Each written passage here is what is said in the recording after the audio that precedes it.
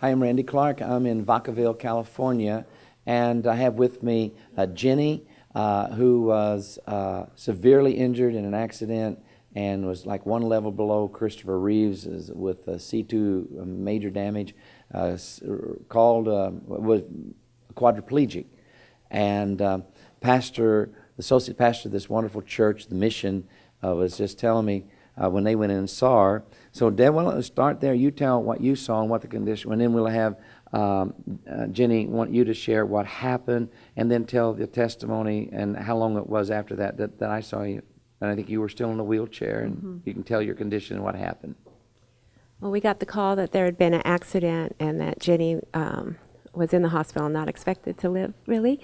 And so we went and saw her, and she was in a halo and completely paralyzed. And at that point, the prognosis was not very positive that she would even live through that night. So, Tell us now what happened. What God do? Well, that moment that I remember having consciousness of them telling me that I was going to be paralyzed, I just knew at that moment it wasn't supposed to be. I was 17 and I grew up in this church that taught me everything. I didn't grow up in the church. And so they told me I was going to be a vegetable. Like he said, I'm one level under Christopher Reeves.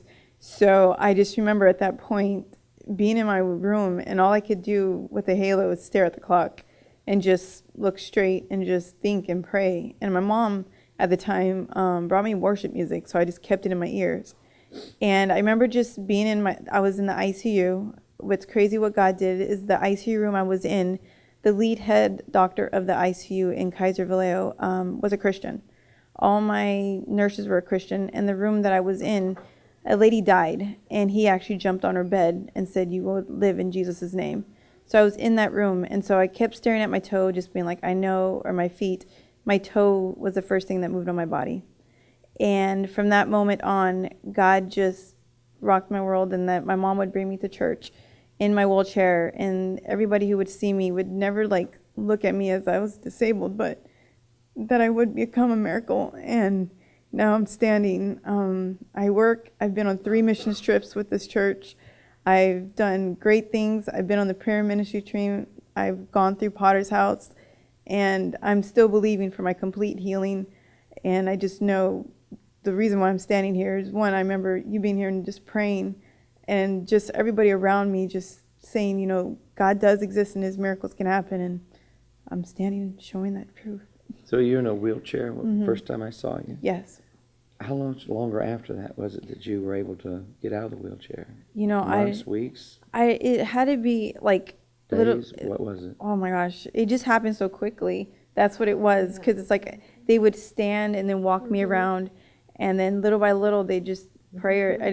Every day somebody would come and pray and pick me up, and so I can't even tell you, because it sent forever for me. But I mean, to walk completely, I have to say, without anything, was a good 2 years. But little by little, standing, even like how you said when you sat up when you were, I remember being dizzy and having to throw up into a pillowcase every single time because my blood pressure would drop every time. And So, the scar here was where they had a trach? yes, I Or had a trach even given. It was going to even affect your breathing, the Yes. injury? The C2 is actually for your breathing. And they said because my spleen, they had to operate on my spleen, I was bleeding internally, and that my diaphragm wasn't going to be able to be strengthened to talk or anything like that. And I had my breathing, and the breathing is the one that's a quick miracle. Like, I was on my breathing machine within, I think, a month, that they were putting me on all this stuff, like it passed me able to talk, and that was a miracle in itself. The doctors didn't understand, like, with my injury, how was I even off a breathing machine? And so that was like one of the main ones that the doctors were like, this is crazy. So, I mean, you should have had no movement below your neck. Yes. Because of the severity of this injury and the C2 damage. Yes. Breathing itself, you are a walking miracle. Thank you, Definitely. Jenny. Thank you.